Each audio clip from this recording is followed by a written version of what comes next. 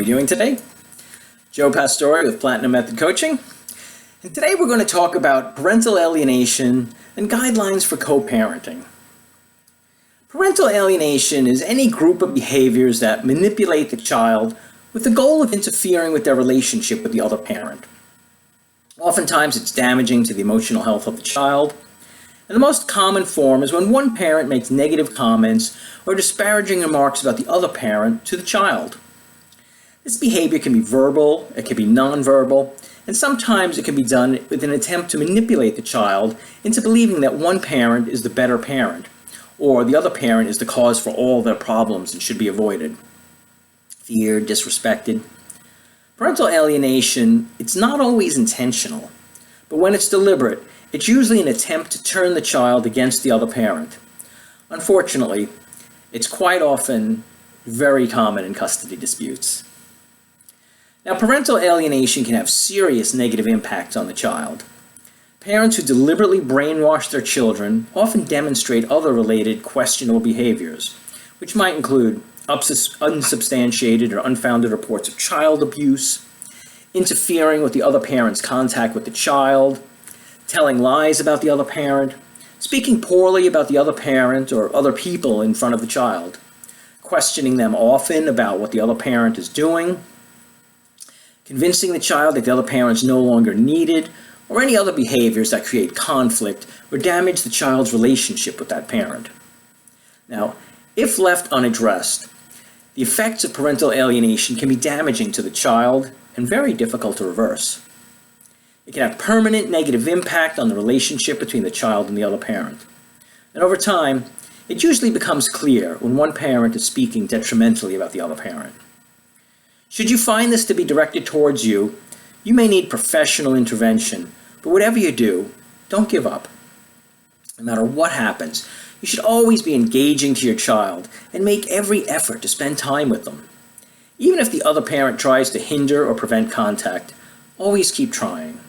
If helpful, keep a contact journal that details your efforts, because ultimately, the truth usually comes out. Now, should you be the target of parental alienation, don't resent the children for what things they say or do. Remember, the children are young and impressionable. It's not their fault they're being manipulated. You're still their parent and one of the most important authority figures they're ever going to have in their life. Now, it's natural to feel angry, frustrated, sad, and even depressed about the situation. You may find it helpful to work with a counselor or therapist to manage your feelings so that they don't spill out towards the children when you interact with them.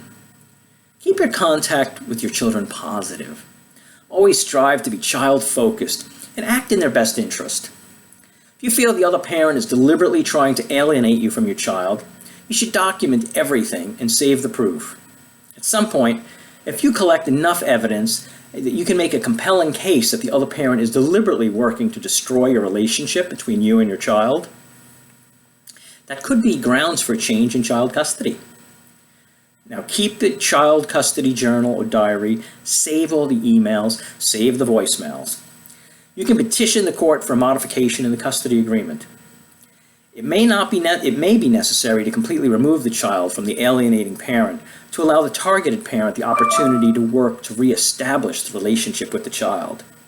Professional assistance with someone with specific experience in dealing with parental alienation in child custody cases, it could be necessary. Now, parental alienation is not always intentional. It can be unintentional. It's natural to have negative feelings toward the other parent when the relationship is over. Expressing your feelings is quite appropriate. It's how you express those feelings that matters. You need to be vigilant to never expose your children to these negative thoughts and feelings. Disparaging comments about the other parent, whether intentional or not, can violate your custody order and cause emotional damage to your child, more importantly. Friends, therapists, counselors, religious, even bartenders are more appropriate for discussing your negative feelings about the other parent. Anyone but the child. And keep in mind, it doesn't have to be deliberate. The other one is making disparaging remarks within earshot of the child, so you may not even realize that they're taking all this in. Make sure if you have to say something negative, you never say it to the child and they're not around. Your failure to control your feelings when in the presence of the children it's going to have negative consequences. Once again, even if it's unintentional. You need to understand, children love both parents, and your negative comments make them feel hurt for you or the other one. Children are half of both of you, so it's difficult for them to reconcile when you say bad things about the other parent. They may come to dislike the other parent due to the lack of self-control. The child may even develop a fear of the other parent and start acting out during child custody exchanges at one or both households.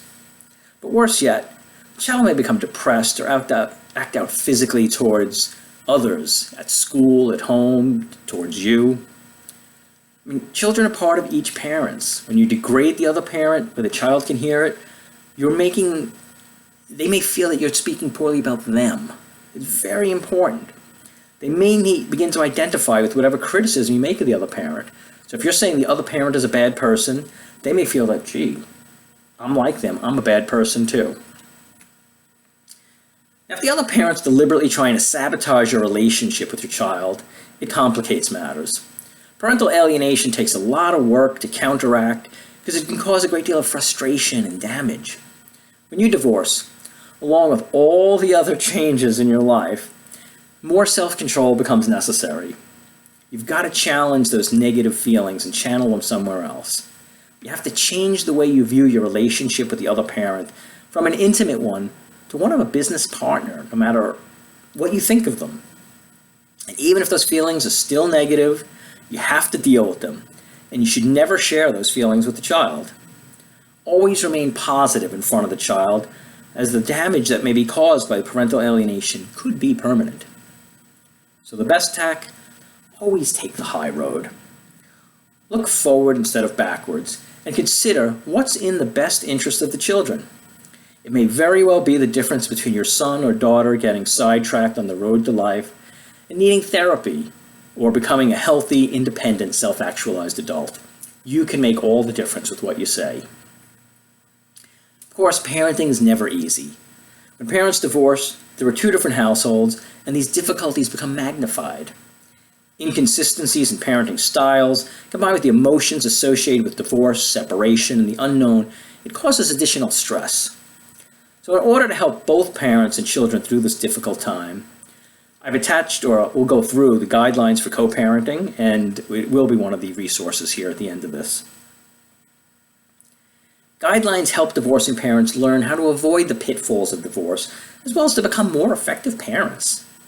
If most parents knew how to make their children's lives better, they would. But because of negative emotions involved in divorce, communication, and cooperation between parents, it often breaks down. Now, the guidelines for co-parenting helps parents learn to communicate effectively in a business-like fashion and leave out the emotions involved. Focus instead that the parent's time, they lose sight of what's important. So, if you're not focused on helping the child with their relationship with the other parent, sometimes they do get lost. Now, you don't want them getting caught up with the other parent is saying or doing that might seem unfair. So you need to be objective here. You need to be the adult. You need to be the bigger person. Now, guidelines for co-parenting may help parents restructure the way they communicate so they can effectively approach each other. It also gives parents the tools to address outstanding issues involving the children, and that can range anything from behavioral problems to scheduling difficulties.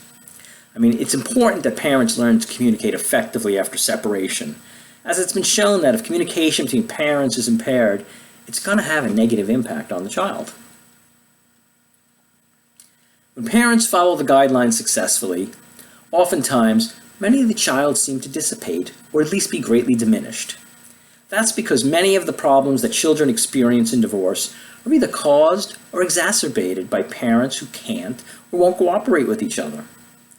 Children do better when both parents work together to have meaningful involvement in their lives. Each parent has different valuable contributions that they can make to their children's lives.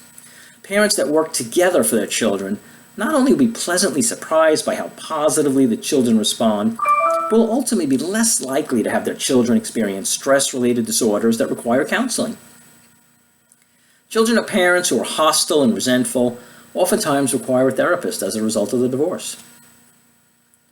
Now, for most children, divorce or separation is a traumatic event that requires time and effort and support from both parents in order to heal. The single best thing that parents can do to help their children through this process is to learn to cooperate for the sake of their children by reaffirming and maintaining a commitment to their parental obligations and responsibilities. Divorce or separation is perhaps the hardest on children, as they're usually forced to transition between two different households. And it's also useful to keep in mind that while each parent is missing the children some percentage of the time, the children are missing one parent 100% of the time. Don't make it worse for them. Do your best to shield them from the details of divorce, especially the ones that has nothing to do with them. Understand that things will go wrong. Sometimes parents will be late, children will get hurt, get in trouble, the routine of the other parent's household will be different than yours. None of these things make either of you a bad parent. But chronic violations of the court order, however, they're serious and they should be addressed, because they really can have a negative impact on the child. So without further ado, guidelines for co-parenting. 1. Frequently remind your children that divorce is not their fault in any way, and you will always love them and remain a part of their lives. Those are the two most important things. You love them, and it's not their fault. You need to make sure they get that message. Next, learn to view your current relationship with your ex-partner as a business-like, co-parent relationship that focuses only on matters directly involved what's ongoing in the lives of the children. Refrain from speaking to them about any other personal or divorce-related matters. Always communicate about matters involving the children directly with the other parent, and never put the child in the middle or use them as a messenger. Asking children to deliver messages to the other parent, however inconsequential those messages might appear, they can generate significant anxiety for the children, especially if conflict already exists. Never speak disparagingly about the other parent to the children, as this causes a loyalty conflict within the child. Your children love both of you equally. Most states specifically prohibit parents from making disparaging remarks about the other parent. Try to convert your complaints of the other parent into requests for behavioral change from the parent. Beginning a request using phrases like, "Would you be willing to?" "I'm wondering if it's possible for you to." This demonstrates both respect and politeness to the other parent, which go a long way towards establishing cooperation and softening anticipated resistance. Never engage in conflict with the other parent in front of the child. Keep all communication with the other parent businesslike and positive, or at least neutral. When conflict does occur between the other parents that involve the children, learn to focus on the facts surrounding the actual problem, as reported by the children, using their exact words as much as possible, rather than editorializing or exaggerating the events. Don't involve your children in new, personal, intimate relationships unless you're certain that the relationship is a committed one that's going to become an important and integral part of their lives. Don't encourage or allow a co-parent to encourage your children to call your co-parent by their first name or call a step-parent mom or dad. Next, I want to give you the Bill of Rights for Children in Divorce and Dissolution Acts. And this is put together by the New Jersey chapter of the Association of Family and Conciliation Courts. Children have the right to be treated as important and separate human beings with unique feelings, ideas, needs, desires, not existing solely to gratify the needs of their parents. The right not to participate in painful games that parents play to hurt each other or might be in the middle of their battles. The right not to be a go-between or a message courier between their parents. The right to a continuing, relaxed, and secure relationship with both parents. The right to express love and affection for and receive love and affection from both parents. The right to know that expressions of love between children and parents will not cause fear, disapproval, or other negative consequences. The right to know that their parents' decision to divorce is not their fault. The right to know that it's not their responsibility to keep their parents together. the right to continuing care and guidance from both parents, the right to age-appropriate answers to questions about feelings and changing family relationships without placing blame on either parent, the right to know and appreciate what's good for each parent, the right to be protected from hearing disparaging remarks or bad comments about the other parent, the right to be able to experience regular, consistent, and flexible shared parenting time with both parents, and the right to know the reason for changes in the parenting schedule. The right to have neither parent interfere with, undermine parenting time with the other parent. The right to not be forced to choose one parent over the other. The right to express their true feelings, concerns, and ideas about the divorce. The right to remain a child without being asked to take on parental responsibilities to be an adult, friend, companion to either parent. The right to the most adequate level of economic support that can be provided by, or the best from each parent can provide. And finally, the right to continue to an ongoing positive relationship with people who are friends, neighbors, grandparents, extended family, who are an important part of the children's lives before the parents divorced. Anyway, that's once again the Bill of Rights from the Children's Bill of Rights developed by the American Bar Association. Hope you found that useful. Once again, this will be in the resource section, so feel free to look at that. Feel free to look at the information on parental alienation.